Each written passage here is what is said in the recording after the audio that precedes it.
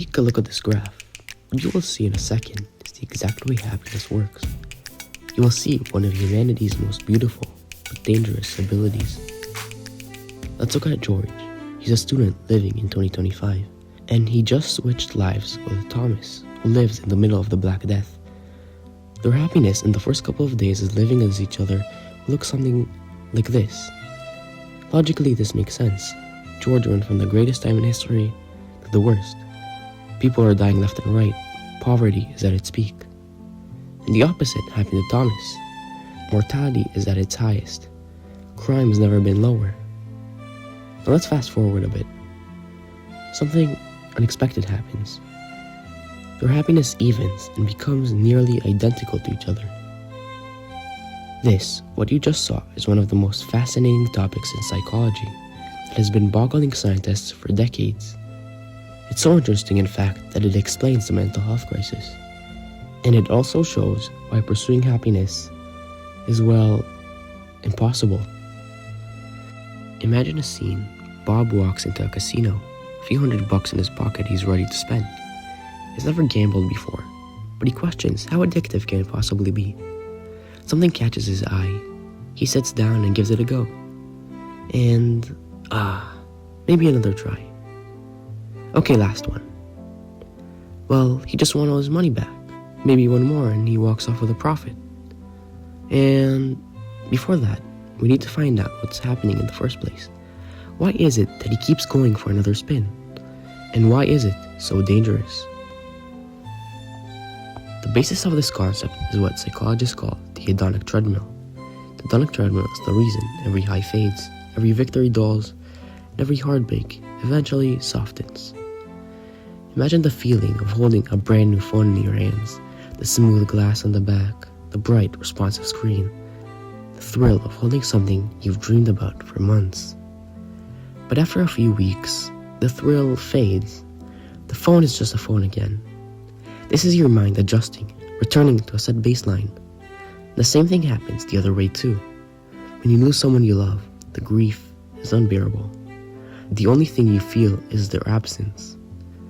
But the months pass, and your mind does something incredible. It adapts.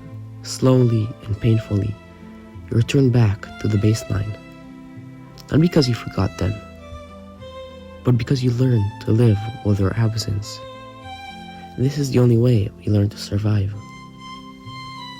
Otherwise, we will be stuck in grief forever, unable to move on. The hedonic treadmill is a very important ability we inherited from our ancestors. The constant adaptation allowed them to seek new challenges rather than get caught up in a single boost of joy. And it also allowed a way of life that preceded the harsh and terrible events they would encounter. Let's go back to Bob. A little further back. There. Long before Bob ever entered the casino, he fell in love with a woman. Emma. Emma was a beautiful girl. She loved him, he loved her. They lived a happy life. They got married, bought a home. All was good. Bob's happiness drastically increased, but it wasn't long before his mind adapted. Their new, exciting, beautiful life just became normal. Emma felt this. She saw the relationship and their life begin to dull. So she left. Bob was heartbroken. Their separation created a huge dip in his well-being.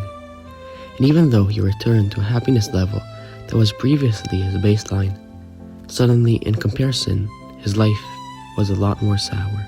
You don't appreciate what you have until it's gone. That's the saying that defined his life. So he went south to Vegas.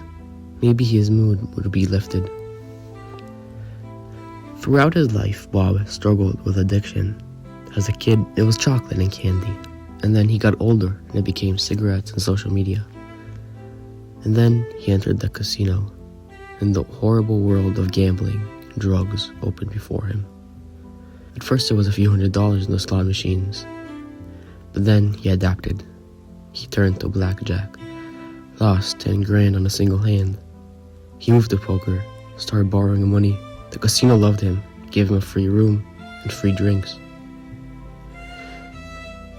He would stay up all night chasing that high. He started climbing higher and higher, slowly destroying his life in the process. Until one day. But first, how is the hedonic treadmill the one responsible for Bob's addiction in the first place? Unlike Bob's marriage, which was a sustained peak, addiction is like a mountain range. It starts off with a single spike that evolves into more. And then your average shifts. The regular spike doesn't feel as meaningful. So you increase the dose, and you increase and increase. And the longer you go, the harder it becomes to stop. Because the fall off becomes greater and greater. Think of it like this. Bob's dependency is like hiking a metaphorical mountain. The first hike was exciting, even if it was small. It was easy to obtain, and the danger was rather small. But after a while, he got used to the view. It was no longer exciting or new. So he started climbing higher and higher, and chose mountains with more risk. And so eventually, he would either die from the climb up, like overdose or gambling debt, or he would get crushed by the fall down due to the withdrawal. Bob is now one of the biggest gamblers in Vegas. He gets everything he wants and tries to ignore his 7-figure debt. But then he discovers that Emma is getting remarried. He can't believe she has moved on already. What has it been like, only 3 years? He is faced with his mortality and his decisions. He has spent the last 3 years rotting away inside. He can't believe how horrible his life has become. Millions in debt, an alcohol and gambling addiction, and still a void in his heart. So he quits. But it's not so easy. He had grown so accustomed to the massive peaks. Now he has none. He started painfully rolling down the mountain. He had fallen so far down his baseline that at this point, it was a full-on depression. He was collapsing so quickly, his mind had no time to catch on, no time to adapt and adjust. No time to form a new baseline. And if he keeps falling, who knows if he can make it out. Luckily for him, therapy and rehab come to his aid. With a lot of effort, he is able to stop falling. And so he adapts. He is able to form a new baseline. A baseline that doesn't require gambling or alcohol for him to feel normal. The hedonic treadmill goes further and presents a possible explanation to the mental health crisis. Presume you're a person living in 2025. In comparison to every generation that has come before you, you live in the greatest moment in history. Crime, war, poverty is at its lowest. Mortality, human rights, and medicine is at its highest. And logically, we should be the happiest. But we're not. And it's because the hedonic treadmill does not compare between me and you. And it's because the hedonic treadmill does not compare between me and you, or you and the person from the 1300s like at the start.